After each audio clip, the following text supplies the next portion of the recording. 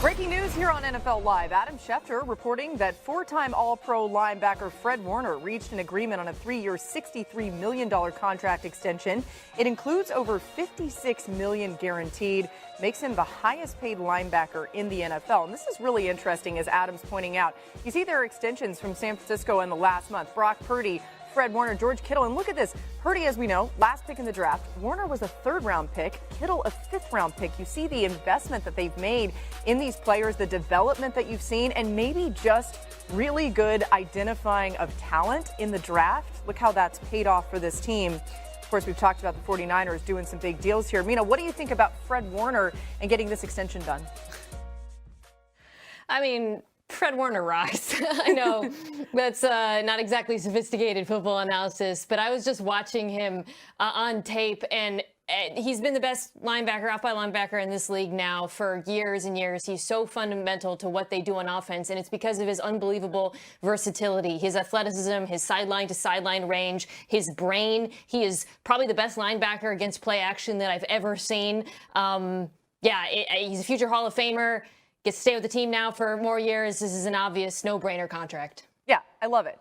He's somebody that also is such an incredible presence in the locker room and on the field, as you illustrated there, Mina. All right, let's talk about somebody else who's kind of in the same vein. Live from our Adam Schefter, the Browns have signed quarterback Shedeur Sanders to a 4-year, $4.6 million contract. Going to be really interesting to see what his future is in Cleveland and whether or not he makes the team. All right, coming up, Derrick Henry has a new. It's only May, and the Eagles are already making moves, putting the rest of the league on notice. We welcome you to NFL Live. So glad that you're with us. Mina Kimes, Peter Schrager, Tim Hasselbeck here with you for the hour.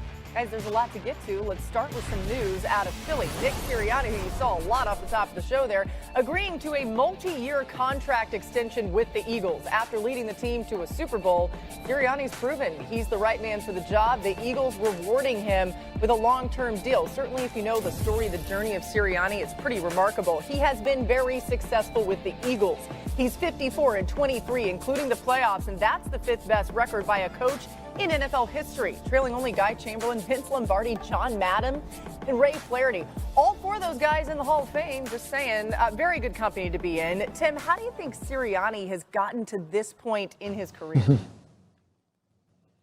Well, I think first and foremost by being himself, because I think a lot of people would look at the way he does things and maybe say, look, that's not, what a head coach should do, or not what a head coach should do in Philadelphia. But he's been himself, and then he's putting good people around him. Obviously, Howie Roseman has done an excellent job with the personnel in Philadelphia. There's been coordinator change. He's done an excellent job of, with some hiccups, managing through that. And so I think when you do that, you give yourself a chance to be successful as a head coach. He's done that. And you think about what he's accomplished. Just to be very fair to Nick Sirianni, Andy Reid was an amazing coach in Philadelphia. Was never able to win a Super Bowl. Nick Sirianni has been able to do that. And so I think when you put it kind of through that lens, the reward of this contract, and also the expectation that he's got an opportunity to continue there in Philadelphia, where it is not easy to please people, he's done an excellent job. Yeah, and my take on it is, why shouldn't he get paid? Why shouldn't he get an extension? Everyone else did, and everyone else who has won in the NFL does get that reward. Now, truth of the matter is, Nick Sirianni wouldn't work with every locker room, and Nick Sirianni might not work with every team, but he's Philadelphia's guy, and in that building, they respond to him. The local media had their way with him for the first couple weeks of last season. There was talk after a win in Cleveland in the local Philadelphia airwaves that Sirianni should be removed, should be fired. They respond with that incredible rip on their schedule of just winning all those games in the regular season and then just trashing everyone in the playoffs. Bottom line is this: Sirianni coaches the Philadelphia Eagles as well as anyone could possibly coach the Philadelphia Eagles. If you were to drop him in the LA Rams locker room, would it be the same? I don't know. Kansas City? I don't know. Minnesota? Who knows? It doesn't matter. They found their guy. He works with them. Why should anyone else have a problem with him getting paid and extended? I'm happy for him.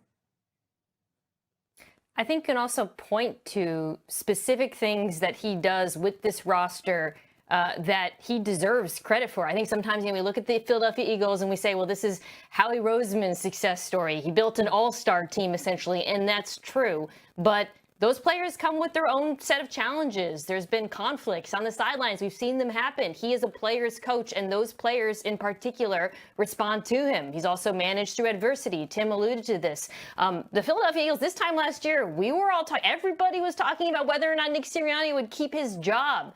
The fact that he rode through that, oversaw the changes at coordinator, came out on the other side and won a Super Bowl, is absolutely a testament to what he's done there. And then finally, I'll say one more thing, just in terms of his contributions, the aggression he's shown as a game manager.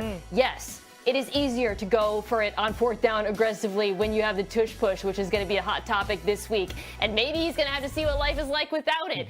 But not every coach would have been as aggressive as Sirianni's been from the very beginning in Philadelphia, and he deserves a ton of credit for that as well. That's a great point. We'll get to more on that tush-push situation a little bit later on. It seems like Sirianni has always had this unwavering faith in his players, and somehow that breeds amazing confidence. It makes sense. Another number to point out, he's one of 3 coaches ever to make multiple Super Bowls in his first 4 seasons, along with Mike Tomlin and Joe Gibbs. Elsewhere in the NFC East, let's talk about some of the buzz in Dallas as the Cowboys kick off OTAs today. Now, after falling short yet again in the playoffs, the Cowboys looking to George Pickens to bring a new edge to their offense. Here's what CeeDee Lamb had to say about Pickens' role in the offense. This is CeeDee talking, not me, but I'm going to have to say it like CeeDee. Lamb said, "We both won. It ain't no A, B, none of that. It's one. You look over there, you see one. You look over here, you see another one." So what you got to do with that?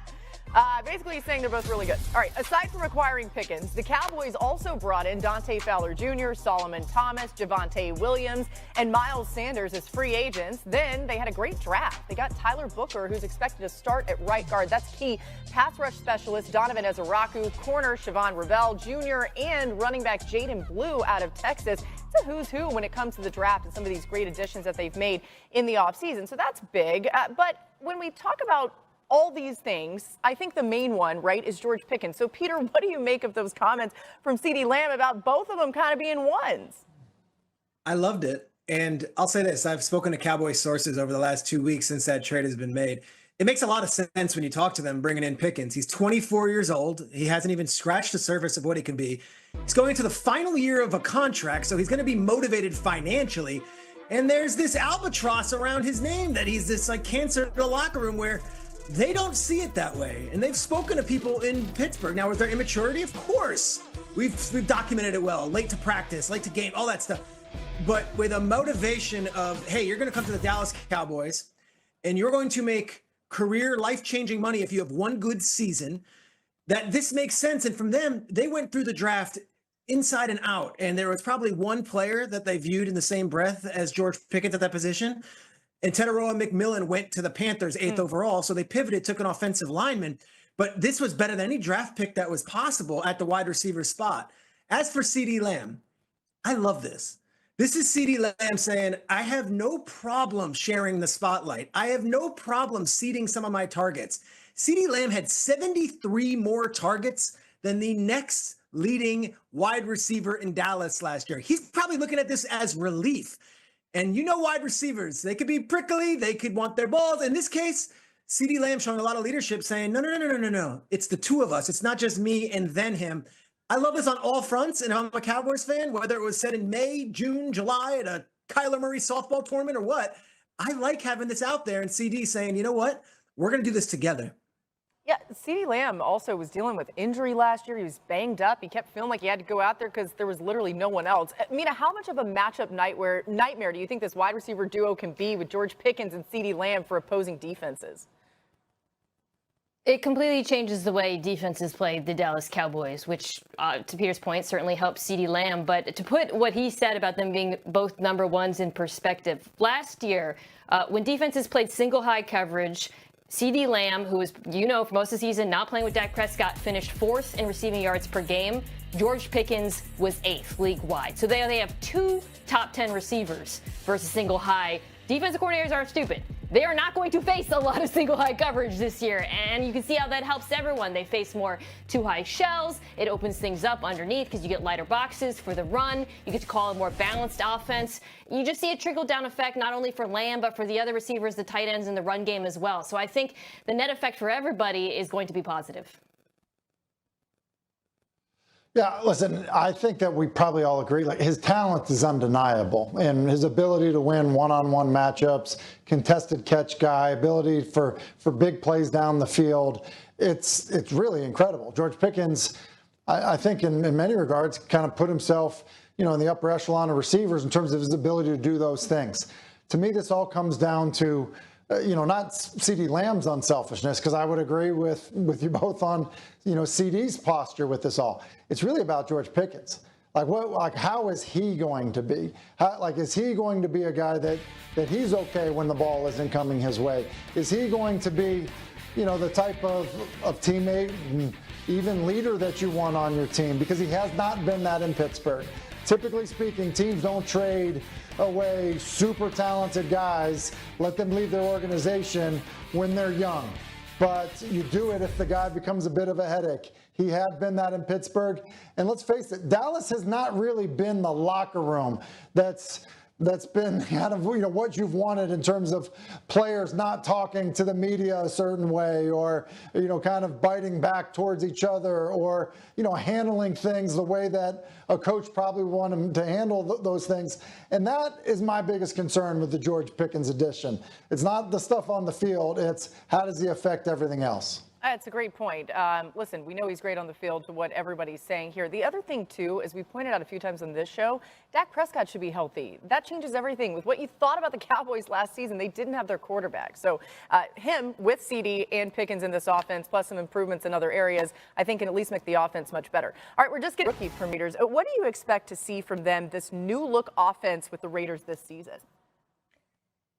Yeah, I'm really optimistic about this Raiders offense. I love the Chip Kelly hire based on what we've seen from him lately in college. Obviously, Ashton Genty is going to make the run game exciting behind a dynamic offensive line. But to zero in on something in particular I'm excited about, I think Geno Smith to Brock Bowers is going to be an excellent connection. Over the last couple of years in Seattle, Laura, Geno Smith was 4th league-wide in passer rating, throwing to his tight ends, 2nd in completion percentage over expected, behind only Brock Purdy. Brock Purdy got to throw to George Kittle. And Geno Smith was throwing to, a variety of tight ends. No one anywhere close to the caliber of what he has in Brock Bowers, who is just such a great contested catch player. Geno Smith is super aggressive, throwing over the middle of the field. I think that connection is going to be what powers this passing attack. You mean I have to wait a long time to see that in real life?